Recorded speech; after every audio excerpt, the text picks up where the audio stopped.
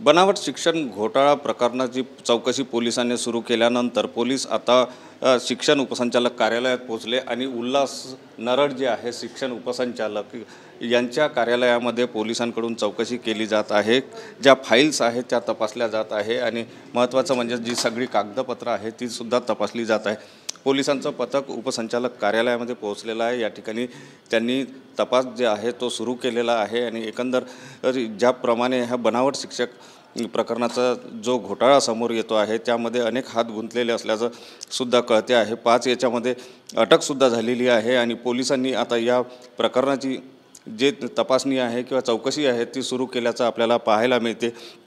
उल्हास नरड यांना सुद्धा या सगळ्या प्रकरणामध्ये अटक करण्यात आलेली आहे। त्यांच्यासोबतच इतरांना सुद्धा अटक करण्यात आलेली आहे। 5 जणांना आतापर्यंत अटक करण्यात आलेली आहे।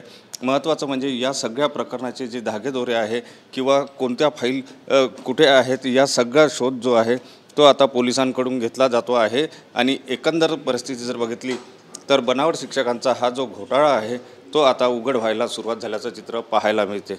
कॅमेरामन साईसह सुनील ढगे, TV9 मराठी, नागपूर।